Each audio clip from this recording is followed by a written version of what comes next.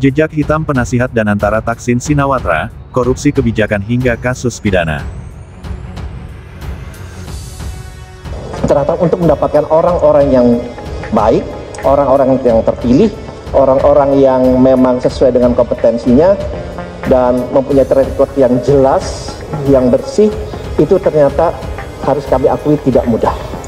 Ada koruptor asing yang masuk ke tim Danantara. Jadi gini, Danantara baru aja ngumumin siapa aja yang jadi pengurusnya. Pengumuman ini disampaikan sama CEO Danantara, Rosan Perkasa Ruslani, pas Senin 24 Maret kemarin. Dari sekian banyak nama, ada yang nyorot perhatian publik nih. Thaksin Shinawatra, mantan Perdana Menteri Thailand itu jadi perhatian netizen. Gimana enggak? Rupanya catatan dosanya banyak guys. Thaksin ngejabat jadi PM di Thailand dari 2001 sampai 2006. Tapi kasusnya udah mulai dari 1997. Waktu itu Doi masih jadi wakil PM. Dia ngelakuin penyembunyian aset sebesar 2,37 miliar baht atau setara 56 juta dolar Amerika Serikat. Ada lagi nih, pas 2006 Doi ngejual saham Shin Corporation ke Temasek Holding. Dari transaksi ini dia untung 73 miliar baht yang setara 1,88 miliar dolar Amerika Serikat. Hal ini bikin murka publik karena saham tadi udah dianggap sebagai aset nasional. Udah gitu, abis kasus ini dirinya jadi buronan di Thailand selama 15 tahun. Eits, kasusnya nggak itu doang loh, ada kasus penyalahgunaan kuasa, terus korupsi pembangunan bandara, sampai bikin kampanye bodong soal narkoboy. Padahal mah buat ngabisin blacklist milik pemerintahnya. Masa iya sih Pak, yang kayak gini dipercaya buat ngelola ekonomi kita, gak takut ditilep duitnya? Oh iya, sama omongannya Pak Presiden ke kita waktu ultahnya Gerindra, kita nggak boleh dipecah belah sama antek asing. Mohon maaf nih Pak, itu Danantara isinya banyak orang asing loh Pak, kok jadi ngejilat ludah sendiri gini sih? Ya, dia mewakili dari Danantara untuk menyampaikan susunan tim di Dewan Penasehat. Pertama ada Bapak Redelio. Hei komprador, hei antek asing, hai kaum munafikun, hai antek asing, Prabowo Gibran bersama rakyat Indonesia. Next, yang berikutnya adalah Jeffrey Sachs sebagai salah satu Dewan Penasehat. Hei komprador, hei antek asing, hai kaum munafikun, hai antek asing, Prabowo Gibran bersama rakyat Indonesia. Next, berikutnya adalah Chapman Taylor. Hei komprador, hei antek asing, hai kaum munafikun, hai antek asing, Prabowo Gibran bersama rakyat Indonesia. Berikutnya, next adalah Thaksin Shinawatra. Kita ketemu bersama, ini adalah salah satu Perdana Menteri Thailand pada tahun 2001 sampai dengan 2006. Hei komprador, hei antek asing, hai kaum munafikun, hai antek asing, Prabowo Gibran bersama rakyat Indonesia.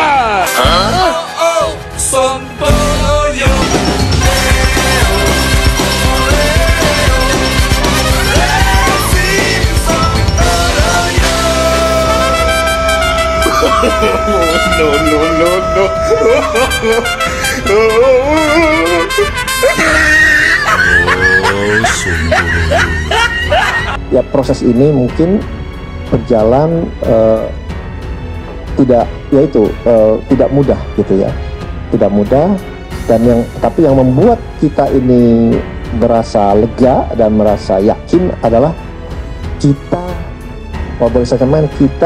tidak mengentertain segala macam titipan nama. Kita tidak entertain gitu. Karena arahan Bapak Presiden sudah jelas. Tuang Bapak Presiden aja nggak ada titipan nama, Dewan Penasihat Badan Investasi Danantara, mantan koruptor Thailand.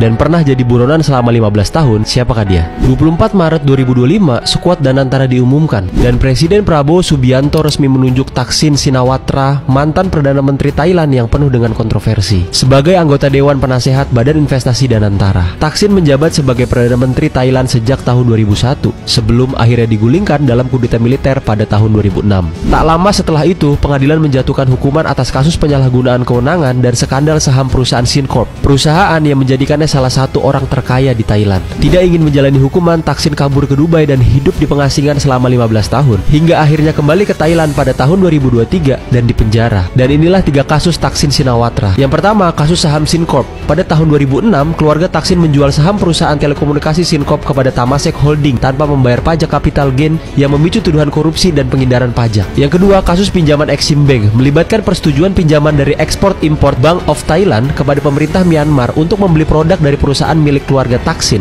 yang dianggap sebagai konflik kepentingan.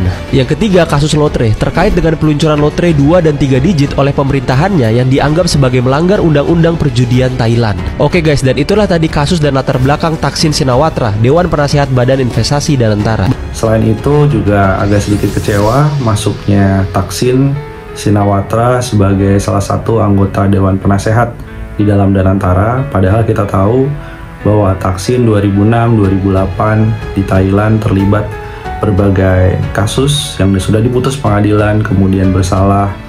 Salah satunya adalah penggelapan pajak, nepotisme, kemudian korupsi. Tapi kenapa dipilih sosok seperti Thaksin untuk menjadi Dewan Penasehat di Danantara? Selain itu, yang perlu dilihat adalah struktur dari masing-masing pengurus Danantara ini masih belum mencerminkan sosok yang kredibel dalam menjaga dan mengelola.